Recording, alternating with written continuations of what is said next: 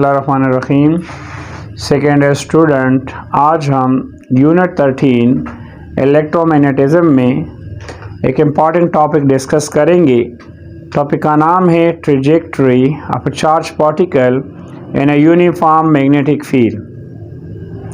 फिर इसमें हम आगे डिस्कस करेंगे एंगुलर वेलोसिटी, फिर ई बाइम रेशो ऑफ इलेक्ट्रॉन। उसके लिए हमारे पास दो मेथड है, इसको डिस्कस करना है। तो चलो स्टार्ट करते हैं।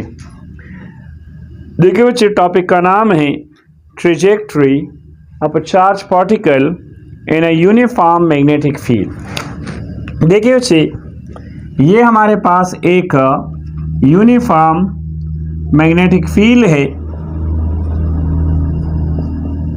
अब इसकी मैग्नेटिक फील्ड स्ट्रेंथ जो है वो क्या है? इसकी मैग्नेटिक फील्ड स्ट्रेंथ है B। अब ये हमारे पास एक पार्टिकल है, चार्ज पार्टिकल है से ये चार्ज पार्टिकल हमारे पास है, इसका मास m है और इसकी जो स्पीड है वो क्या है? वो है v।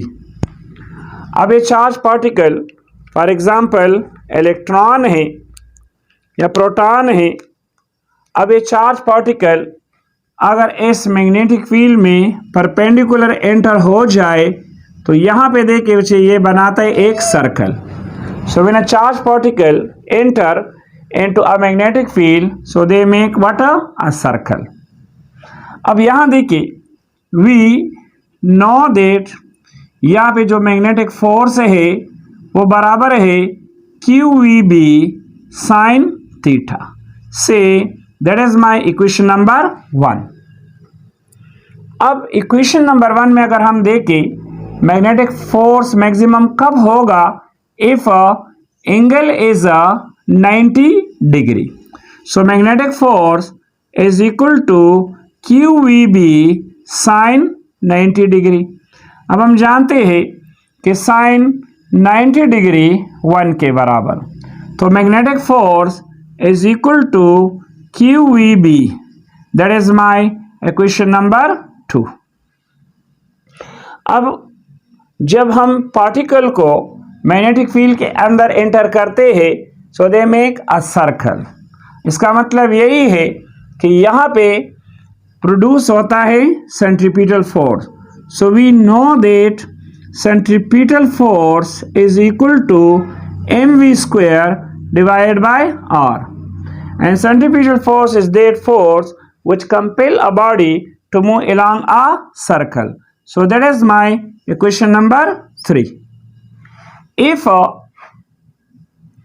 magnetic force is equal to the centripetal force, so magnetic force है QVB और सेंट्रीपिटल फोर्स है mv square divided by r।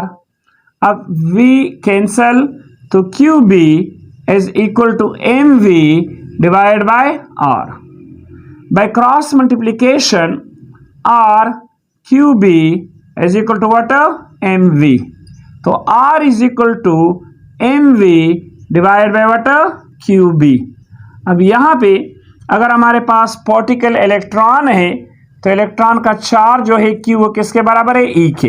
तो ये फार्मूला हम लगा सकते हैं कि R is equal to mv divide by EB। So that is the equation 4, and with the help of equation number 4 we find trajectory of a charge particle. अब इस equation की मदद से हम मालूम कर सकते हैं trajectory of a charge particle. अब इसमें इसके बाद है momentum of charge particle.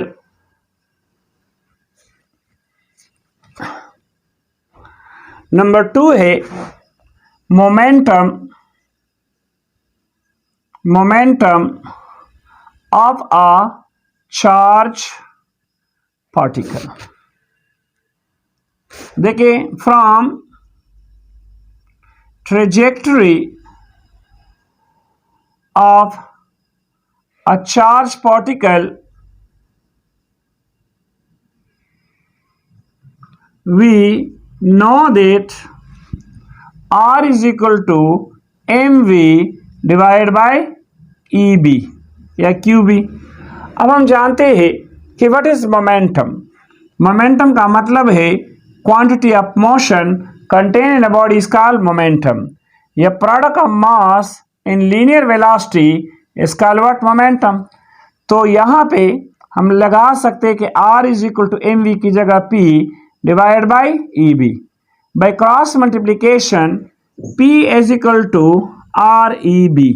So with the help of this equation, we have to find momentum. And momentum depend upon radius, charge of electron and magnetic field strength. इसके बाद third number पे है वो है angular velocity of a charged particle. तो angular velocity, third number, angular velocity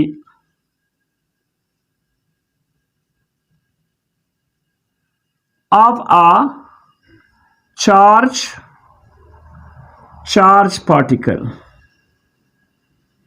अब देखें we know that v is equal to r omega, so omega is equal to v by r। अब from trajectory of a charged particle we know that r is equal to mv divided by EB। सो इसको अगर मैं इसमें put करूं so omega is equal to V, R की जगह M V divide by E B. V cancel, तो omega is equal to E B divide by M. अब angular velocity depend करती है चार्ज ऑफ इलेक्ट्रॉन पे, mass of electron and magnetic field strength पे। अब fourth number पे है relation for time period and frequency. So frequency of a charged particle, for frequency of a charged particle, अब इसके लिए देखिए we know that ये फार्मूला हम जानते हैं कि T is equal to 2 pi divide by omega. अब हम ये भी जानते हैं कि time period and frequency they are the reciprocal of each other. तो अगर इन दो इक्वेशन को हम कंपेयर करें तो 1 by F is equal to 2 pi divide by omega. So इसका मतलब ये हुआ कि F is equal to omega divide by 2 pi. So F is equal to, अब ओमेगा हमारे पास बराबर है E B divide by M. अगर हम इसमें पुट करें तो E B divide by 2 pi M. Now with the help of this equation we have to find frequency of a charge particle, and this frequency is called cyclotron frequency. What? Cyclotron frequency. अब इसके बाद हमने मालूम करना है E by m ratio of electron।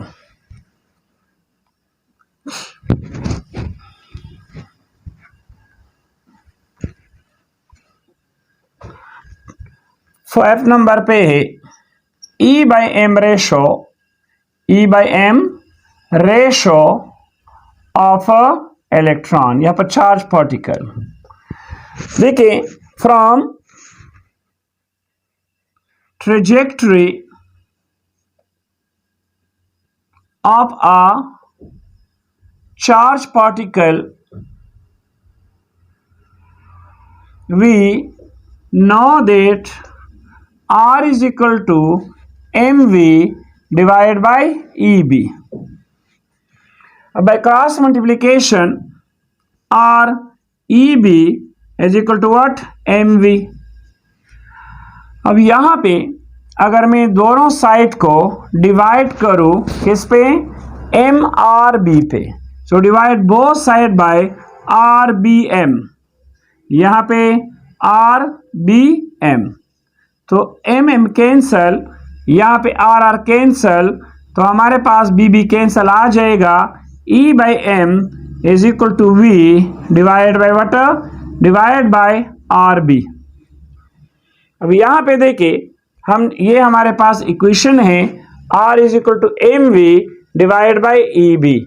So E by M is equal to V divided by what? RB. That is my equation number what? Equation number 1. अब हमने यहां से V की वैल्यू मालूम करनी है. So to find value of, यहां पे देखिए to find value of V we use two methods.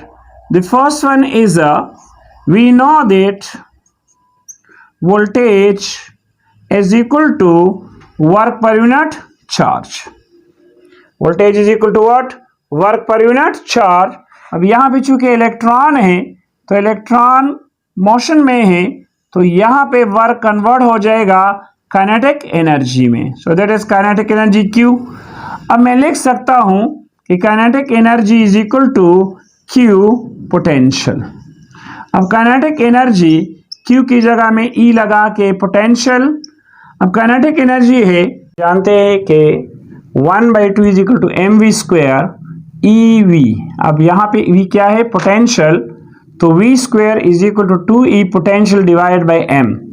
तो स्क्वायरिंग बोथ साइड लेने से ये हमारे पास बन गया V is equal to 2E potential divide by M. अब हम जानते हैं V नो दैट कि E बाई M हमारे पास बराबर है V डिवाइड बाय RB. अब इसमें ये हमारे पास इक्वेशन नंबर 3 है. So put equation number 2 in 3.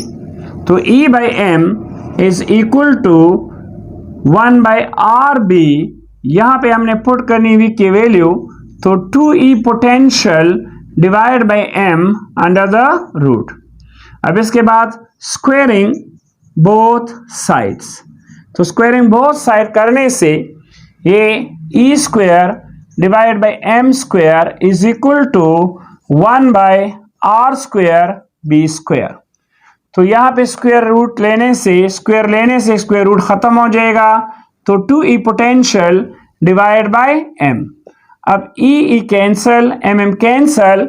So E by M is equal to 2V potential divide by R square B square. So with the help of this equation we have to find E by M ratio of electron. अब दूसरा जो V को मालूम करने का तरीका है वो है वेलोसिटी सेलेक्टर मेथड. अब वेलोसिटी सेलेक्टर मेथड क्या है? अब इस मेथड में हम इलेक्ट्रिक और मैग्नेटिक फील्ड आपस में इस तरह रखते हैं कि ये एक दूसरे के असर को क्या करें? कैंसिल करें. फॉर एग्जांपल ये मेरे पास दो प्लेट है, ये है प्लेट A और ये हमारे पास है प्लेट B. अब प्लेट A पे हमने डिपॉजिट की है पॉजिटिव चार्ज और प्लेट B पे हमने डिपॉजिट की है नेगेटिव चार्ज. अब ये हमारे पास है एक U shape magnet, that is called magnetic field. ये नॉर्थ पोल है एक इसका और ये एक साउथ पोल है. अब यहाँ पे जो फोर्स होगा that is called magnetic force और यहाँ पे जो फोर्स होगा that is called electric force. अब यहाँ पे इलेक्ट्रिक फोर्स और मैग्नेटिक फोर्स हम आपस में इस तरह रखते हैं कि एक दूसरे का असर को कैंसिल करते. इसका मतलब ये है कि magnetic force is equal to what? The electric force. अब हम जानते हैं कि मैग्नेटिक फोर्स बराबर है QVB और इलेक्ट्रिक फोर्स बराबर है QE के, क्योंकि हम जानते हैं कि इलेक्ट्रिक फील्ड इंटेंसिटी का मतलब होता है force per unit charge. So F is equal to what? EQ. That is what? That is electric force. अब यहाँ पे QQ कैंसल, तो यहाँ से अगर हम V की वैल्यू निकाले तो V is equal to E by B. से that is equation number A. अगर हम इक्वेशन नंबर A को उठाए और इक्वेशन नंबर 3 में पुट करें तो देखिए यहाँ पे that is E by M is equal to 1/RB और यहाँ पे V की वैल्यू क्या है? That is E by B. तो E by M is equal to E divide by R B square. तो इस वैल्यू से भी, इस इक्वेशन से भी हम से that is equation number B मालूम कर सकते हैं e by m ratio of electron. तो यहाँ से मालूम करें, यहाँ से दोनों के लिए ई बाई एम ऑफ इलेक्ट्रॉन की वैल्यू क्या होगी, सेम होगी। So thank you students.